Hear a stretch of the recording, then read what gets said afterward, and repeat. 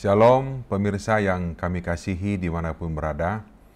Dari Studio Voice of Seven Jalan Tanjung Anom nomor 7 Surabaya, dari kantor conference kita, kami senang untuk menyampaikan kembali rekaman diskusi Sekolah Sabat untuk kita pada minggu ini, di mana pada minggu ini kita akan mempelajari pelajaran kita yang ke-6 yang berjudul Motivasi dan Persiapan untuk Misi.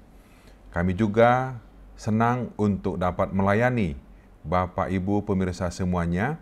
Bila mana ada kebutuhan untuk belajar Alkitab, didoakan dapat menghubungi nomor WA yang ada di layar Bapak Ibu semuanya, dan tim kami akan dengan senang hati dapat menolong kita semuanya.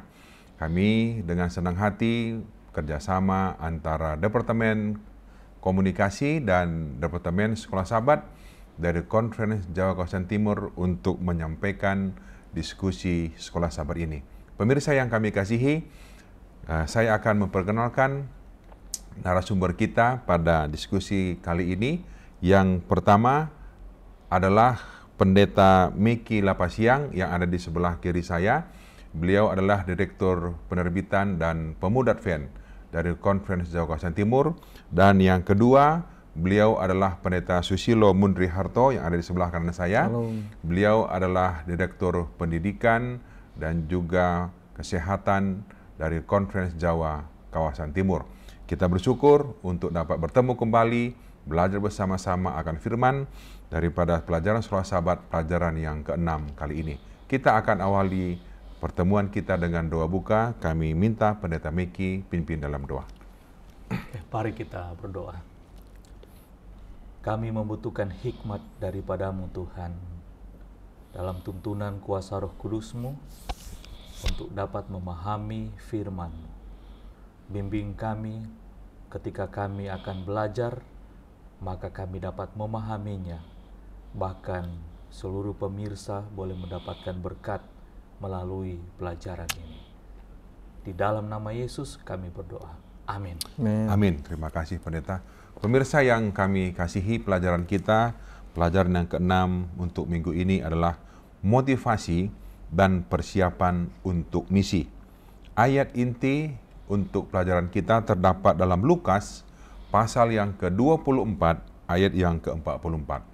Ia berkata kepada mereka, "Inilah perkataanku yang telah kukatakan kepadamu ketika aku masih bersama-sama dengan kamu, yakni bahwa harus digenapi semua yang ada tertulis tentang aku dalam kitab Taurat Musa dan kitab Nabi-Nabi dan kitab Mazmur." Pemirsa yang kami kasihi, apa motivasi dan bagaimana persiapan kita untuk melayani dan juga untuk misi yang Tuhan sudah percayakan kepada kita? Pendeta Miki Lapasiang akan mengawali, berikan rangkuman daripada pelajaran kita ini. Kami berikan kesempatan kepada Pendeta Miki. Silakan Pendeta. Baik, terima kasih Pendeta Sinu Haji. Shalom pemirsa dimanapun saudara berada. Pelajaran kita dalam pekan ini sangat menarik karena berbicara tentang motivasi dan bagaimana persiapan untuk misi dilakukan. Oke, saya mulai dengan bagaimana kita menyampaikan misi atau bagaimana kita menyampaikan sesuatu kabar. Ada dua hal. Yang pertama adalah bagaimana seseorang itu menyampaikan sesuatu pekabaran untuk hal-hal yang buruk, tetapi juga ada untuk hal-hal yang baik. Tergantung. Nah, saya akan mulai dengan sebuah pelajaran di mana bagaimana membagikan kabar baik itu. Kita tinggalkan yang buruk, kita berbicara tentang hal-hal yang baik. Dalam pelajaran kita ini, berbicara tentang diawali dengan beberapa wanita yang pergi mengunjungi kubur Yesus pada hari Minggu, pada hari pertama dalam pekan itu. Nah, kisah ini diangkat untuk menyampaikan tentang kabar bahwa bagaimana respons dari orang-orang ini terhadap berita yang mereka dapatkan. Nah, di sana kita dapati bahwa dalam Lukas 24 ayat 10 di sana ada Maria dari Magdala, kemudian ada Yohana dan juga Maria ibu Yakobus. Nah, para wanita-wanita ini ketika mereka datang berkunjung melihat di mana Yesus dikuburkan, mereka mendapati bahwa itu kosong. Namun Tuhan memberikan petunjuk kepada mereka dengan dua orang adalah perwujudan daripada malaikat Tuhan untuk menyatakan kabar bahwa Yesus itu sudah dibangkitkan. Jadi kita lihat di sini Pendeta Sino Haji bahwa ketika kabar ini diterima, wah mereka senang, mereka bersuka cita. Kemudian mereka sampaikan itu kepada murid-murid Yesus, termasuk di dalamnya ada Petrus.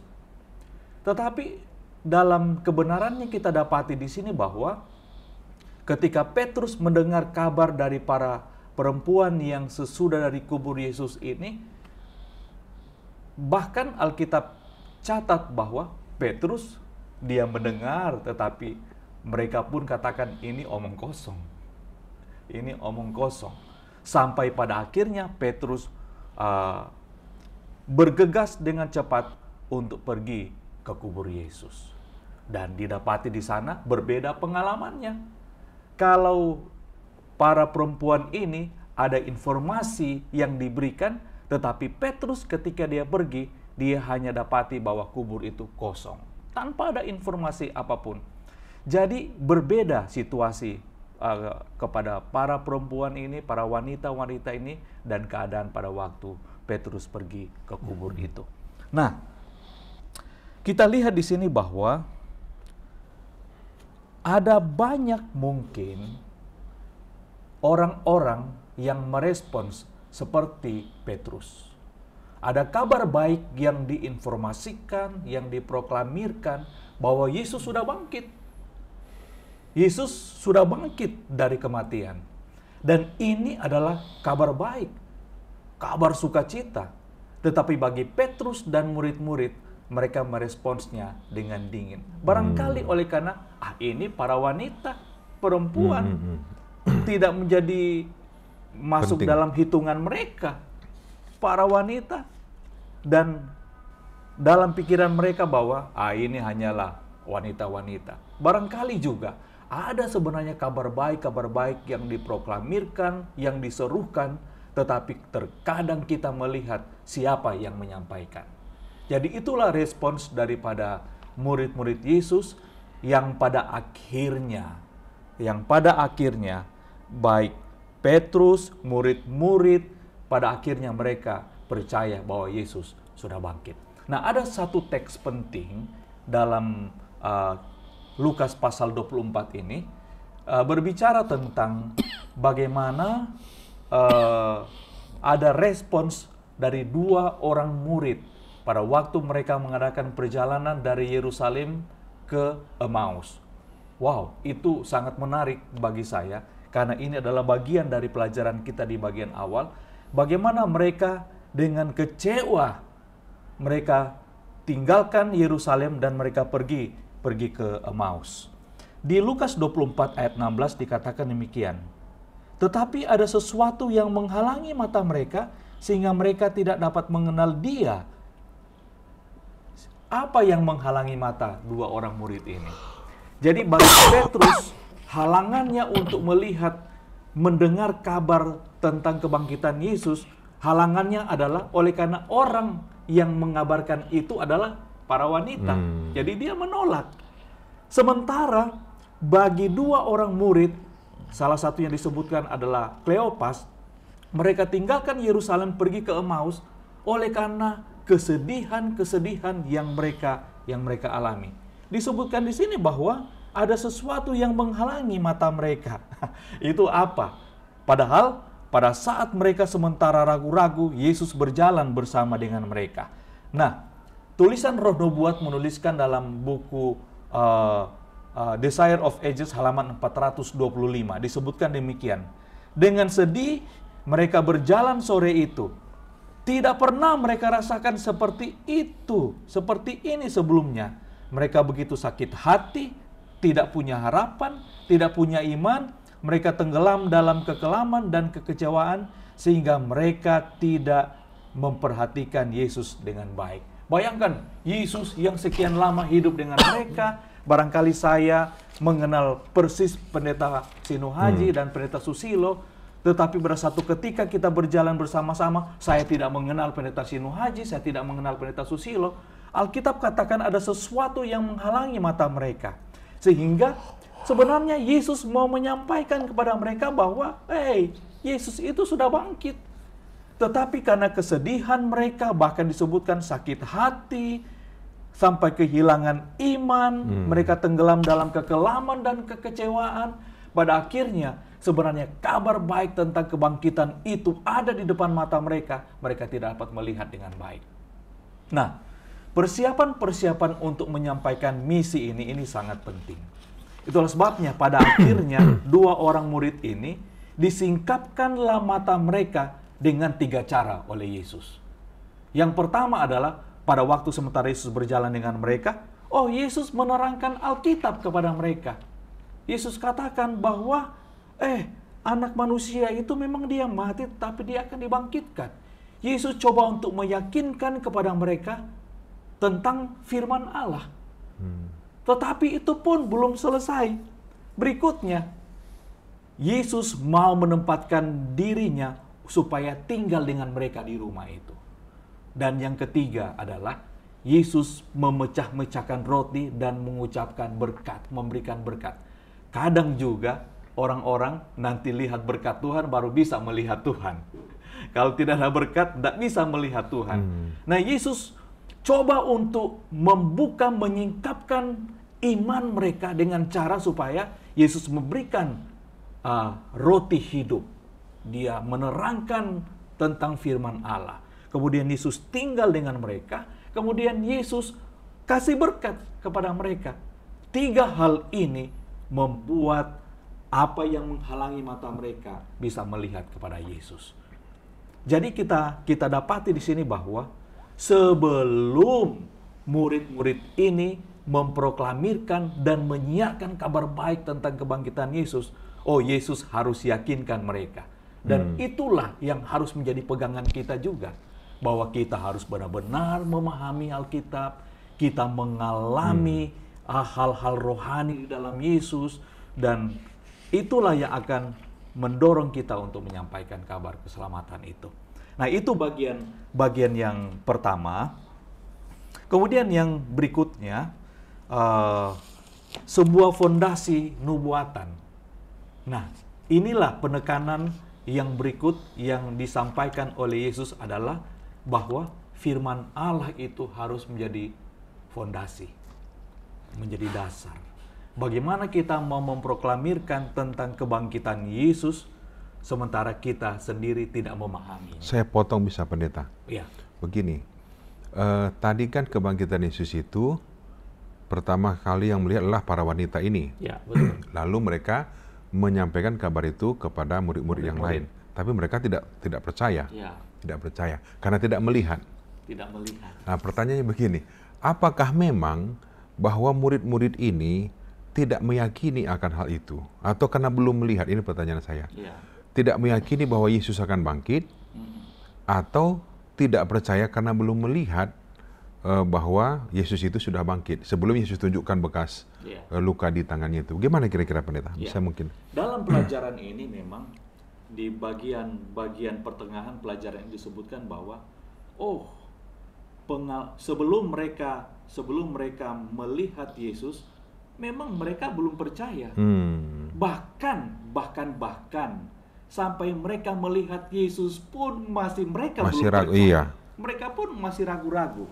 Itulah sebabnya dalam pelajaran ini disebutkan pengalaman keintiman bersama dengan Yesus itu belum cukup. Harus ada dilandasi dengan firman Allah.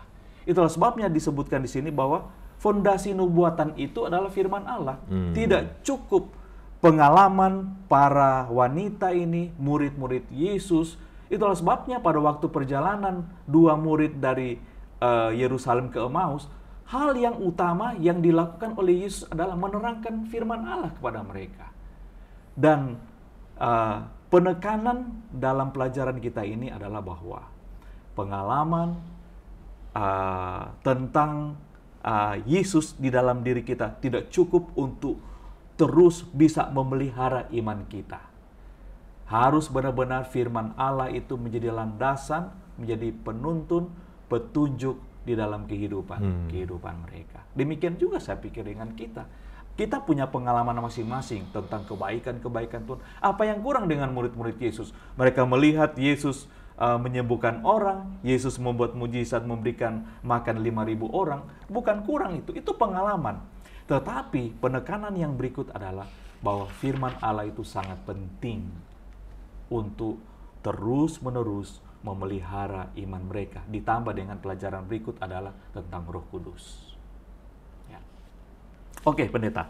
Yang berikutnya adalah berbicara tentang kebetulan ya kita mengetahui bahwa kitab Lukas dan kitab Kisah Para Rasul adalah penulisnya sama, adalah Lukas. Jadi Lukas melanjutkan tulisannya dalam buku Kisah Para Rasul. Itulah sebabnya Lukas pasal 24, kemudian kita lompat dalam Kisah pasal 1 dan Kisah pasal 2. Bagaimana murid-murid ini menunggu dan misi. Kan kita dapati di sini bahwa Yesus bilang dalam Lukas pasal 24, dia katakan, Lukas 24 ayat 49 dan Kisah 1 ayat 8, jangan dulu kamu berbuat apa-apa, kamu harus menunggu dulu ada suatu kuasa yang besar yang harus melengkapi mereka, harus menjadi pegangan, dan itu adalah allos parakletos itu. Itulah kuasa Roh Kudus. Tuhan katakan, kamu akan menerima kuasa kalau Roh Kudus turun, kalau Roh Kudus turun ke atas kamu. Dan kamu akan menjadi saksiku di Yerusalem. Yesus bilang dimulai dari Yerusalem. Dalam Lukas 24 dia bilang harus mulai dari Yerusalem. Kemudian dilengkapi dalam Kisah 1 ayat 8 dari Yerusalem, Yudea, Samaria, dan sampai ke ujung bumi. Jadi karena penekanannya adalah bagaimana bersaksi. Mulai dari yang paling terdekat di Yerusalem. Tetapi disampaikan dalam pelajaran ini adalah bahwa allos parakletos itu, Roh Kudus itu harus benar-benar tercurah bagi murid-murid Yesus. Baru mereka akan powerful untuk menginjil. Ya, kira-kira itu pendeta bagian outline atau garis besar pelajaran kita. Oke, jadi seperti Matius 28:20 ya, aku akan menyertai engkau sampai akhir zaman. Ya. Itulah janji Tuhan bila mana kita mau untuk menyampaikan misi itu. Tadi sudah disampaikan bahwa kita tidak akan dapat menyampaikan misi atau menyampaikan sesuatu yang belum kita rasakan atau belum kita alami, kan begitu kan? Betul. Jadi kita belum pernah alami, dan itulah tadi disampaikan bagaimana kita memiliki hubungan pengalaman pribadi dengan Tuhan, kita menerima firman-Nya dan membagikan apa yang kita sudah alami itu. Dan haruslah itu yang menjadi motivasi kita dikatakannya. Jadi karena kita sudah merasakan hubungan dengan Tuhan, maka kita rindu juga orang lain untuk merasakannya. Kan itu motivasinya ya. Dan kita bagikan itu supaya orang itu pun memiliki pengalaman yang sama dengan kita. Kalau begitu pendeta ya. Ada lagi yang berikutnya. Oke, gimana? Sehubungan dengan menunggu dan misi ini ada dua hal yang ditekankan di sini adalah sementara menunggu ada 120 orang murid Yesus sementara mereka menunggu. Dia katakan bahwa untuk mempersiapkan misi mereka harus melakukan dua cara. Ya. Yang pertama adalah Lukas mau menekankan bagaimana mereka harus bersatu dalam doa. Iya, berdoa dan permohonan ya. Harus benar-benar bersatu dalam doa. Kemudian yang kedua adalah bagaimana mereka harus mempersiapkan logistik, artinya kepemimpinannya, bagaimana pengaturannya, tujuannya seperti apa. Itulah sebabnya disinilah Matias dipilih. Atas tuntunan Tuhan, Matias dipilih untuk melengkapi logistik kelengkapan mereka, orang-orang yang akan menyampaikan kabar keselamatan. Yesus sudah bangkit dan hanya melaluinya ada keselamatan, ada pengampunan dosa, dan ada harapan hidup yang kekal. Jadi yang pertama adalah memang harus bersatu di dalam doa. Kemudian bagaimana orang-orang, logistik kita semua harus disiapkan untuk mencapai satu tujuan, yaitu Injil itu. Ya, itu saja. Oke, terima kasih Pendeta Miki untuk penjelasan awal dari pelajaran kita yang ke-6 ini.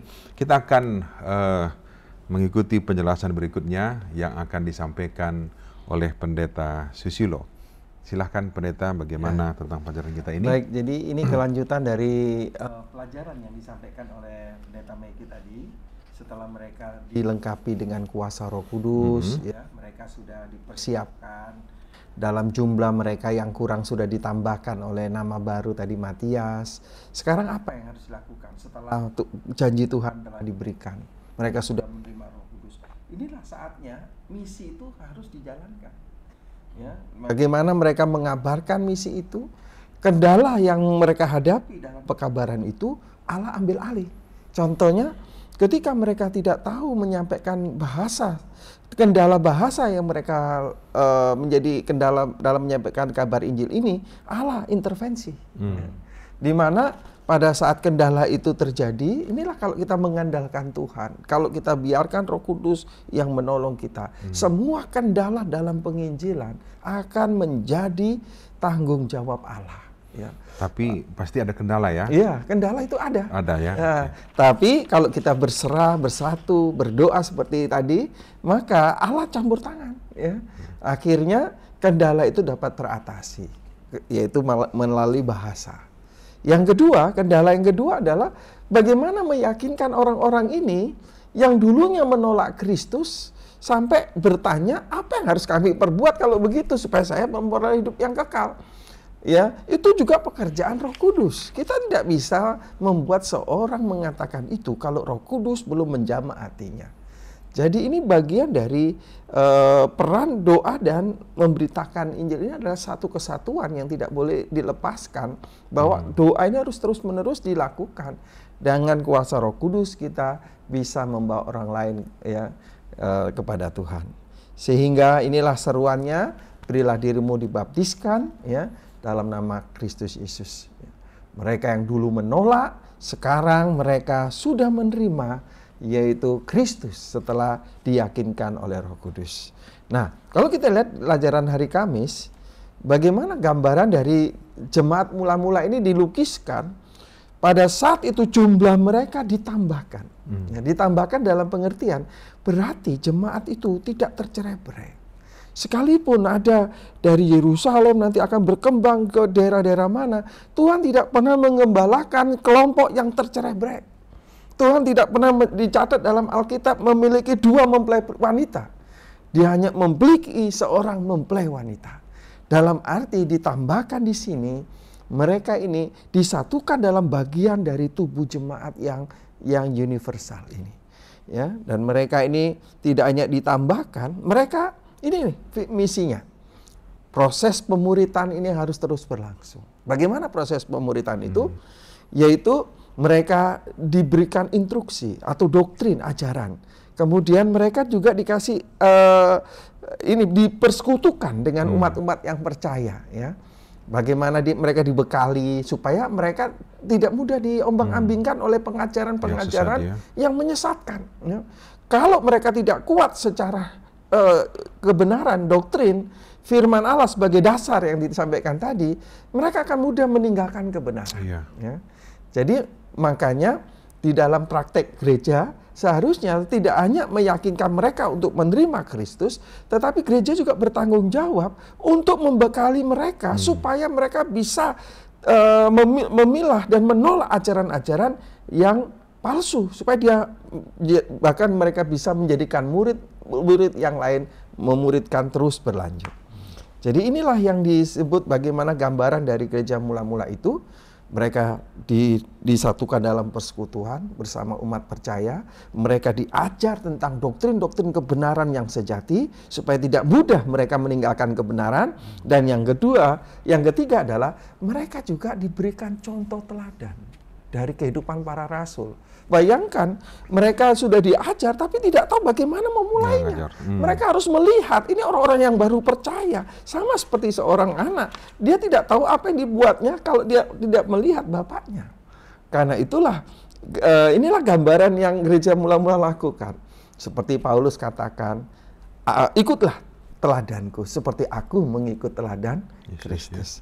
Tanpa teladan dalam perbuatan, sehebat apapun pekabaran yang disampaikan tidak akan berkuasa menobatkan orang. Kalau kita tidak memberi contoh dalam kehidupan. Inilah yang disebut bagaimana motivasi kita dalam menyampaikan misi didorong oleh kasih Kristus yang sudah menyelamatkan kita. Rasa syukur karena Dia telah mati untuk kita, menggantikan kita.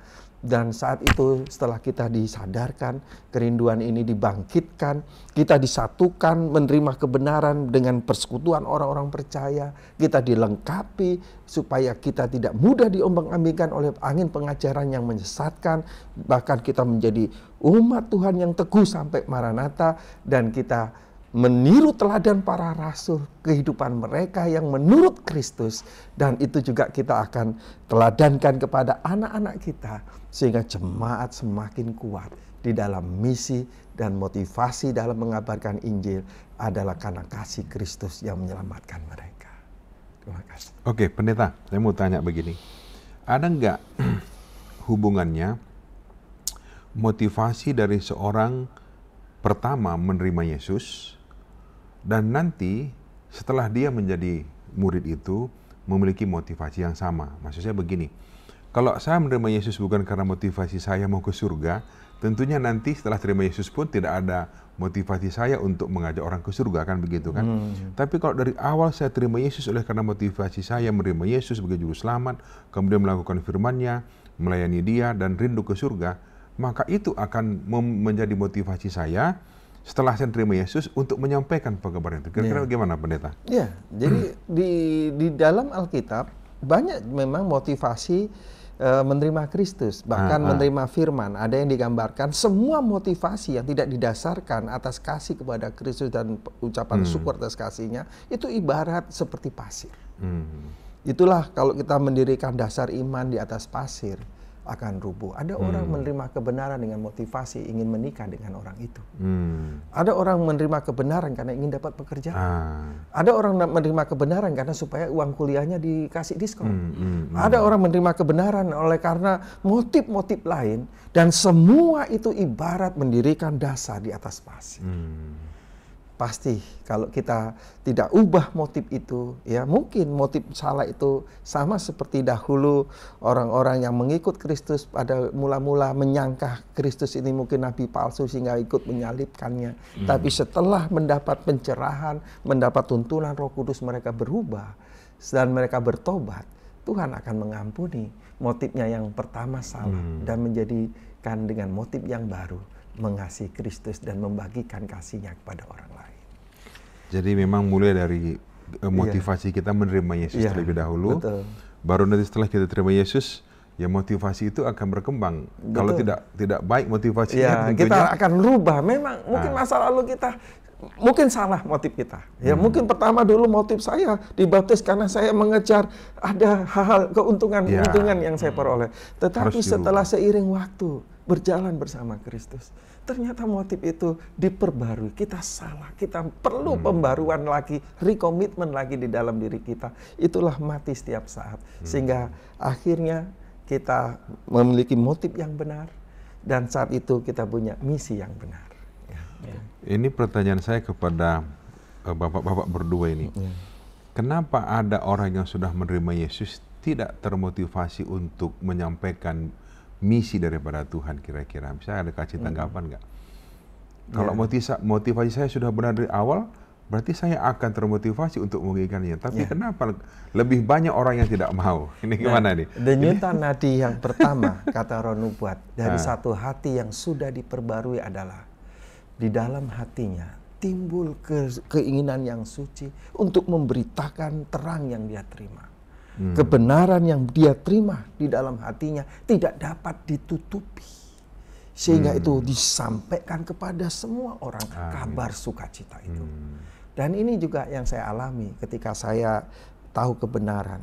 Sepanjang hidup saya, sebelum saya menjadi seorang pendeta, saya sudah digelari di kampung. Di kampung saya besar di Surabaya dengan julukan pendeta. Karena saya tidak bisa, kalau sudah ada kebenaran yang saya dengar, tidak saya sampaikan kepada teman saya. Hati itu tidak bisa ditahan. Setiap kali pulang dari sekolah, ada yang duduk di samping saya, hati saya selalu berteriak, katakan kebenaran, katakan. Dan ada sukacita ketika kita menyampaikan kabar itu kepada orang lain. Jadi kalau ada seorang yang sudah menerima kebenaran, tapi tidak tertarik mengabarkan kebenaran kepada orang lain, boleh jadi hatinya belum diperbarui. Karena kabar sukacita itu tidak bisa ditahan. Ada kebahagiaan sukacita yang tidak bisa diungkapkan kalau kita menyampaikan kebenaran itu kepada orang lain. Apalagi sampai teman kita katakan, apa yang harus saya buat supaya saya bisa selamat. Sukacita mendengar hal itu. Kebahagiaan yang tiada taranya. Dan itu saya rasakan sebelum saya, kalau mungkin pendeta, Bapak sudah dapat gaji. Tidak, ini saya alami sebelum saya menjadi seorang pendeta. Pengalaman saya bagaimana bertumbuh dalam pengetahuan kebenaran sebelum saya jadi pendeta. Karena saya pada waktu belajar firman Allah, mulai saya dapati bahwa saya ternyata tidak ada tahu banyak setelah saya ditanya orang. Disitulah saya menyadari pengetahuan saya masih kurang.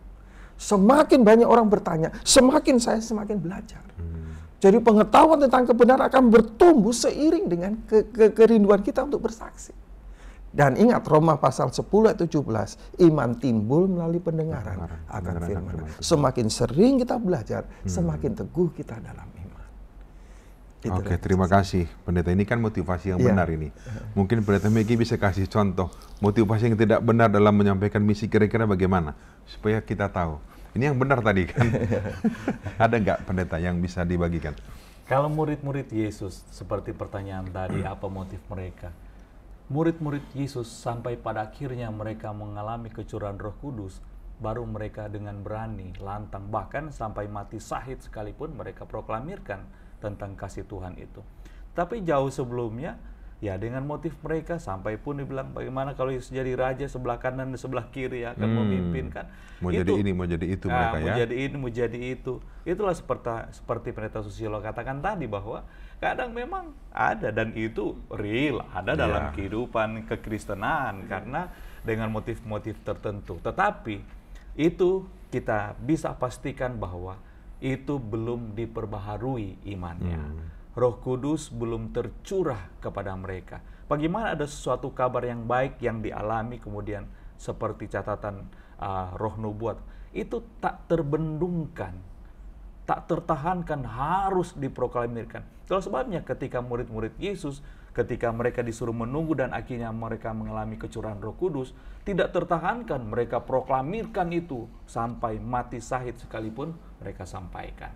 Jadi saya pikir kalau untuk hal-hal yang buruk motif itu banyak, kita bisa detail sebutkan, tetapi penekanannya kita adalah bagaimana supaya benar-benar kita diperbaharui dan menjadi juru kabar Injil keselamatan. Amin. Oke, terima kasih Pendeta Meki dan Pendeta Susilo atas rangkuman yang dapat diberikan pada pelajaran kita yang ke-6 pada minggu ini. Saya ingin membacakan dari buku pelajaran kita, ada sedikit kutipan di sini. Tidak akan ada pertumbuhan atau menghasilkan buah dalam kehidupan yang berpusat pada diri sendiri. Jika engkau telah menerima Kristus sebagai juru selamat pribadimu, engkau harus melupakan diri sendiri dan berusaha untuk menolong orang lain. Bicaralah tentang kasih Kristus. Ceritakan kepada orang lain kematiannya yang tidak mementingkan diri demi kepentingan mereka. bila engkau menerima roh Kristus, roh dari kasih yang tidak mementingkan diri dan bekerja buat orang lain, engkau akan bertumbuh dan mengeluarkan buah. Pemirsa, bila mana kita sudah terima Yesus, kita tidak akan bertumbuh kalau kita hanya diam dan mementingkan diri. Mari kita bagikan pekabaran itu kepada yang belum menerimanya.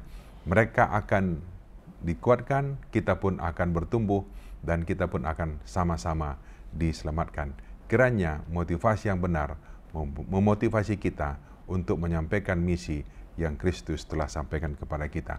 Terima kasih atas perhatian kita semuanya. Tuhan memberkati, dan kita tutup pertemuan kita pada minggu ini. Doa tutup oleh hamba Tuhan Pendeta Susilo. Silahkan Pendeta. Baik, terima kasih. Kita berdoa. Terpujilah Bapa kami yang di surga. Melalui pelajaran Sekolah Sabat hari ini, kami dapat diingatkan kembali tentang panggilan Tuhan untuk setiap kami yang sudah menerima kebenaran. Agar motivasi kami dan kerinduan menyampaikan kabar baik diperbaiki. Sehingga kami Tuhan dibangkitkan kerinduannya untuk mencintai orang-orang lain. Sehingga karakter kami bertumbuh seperti karakter-Mu yang tidak mementingkan diri.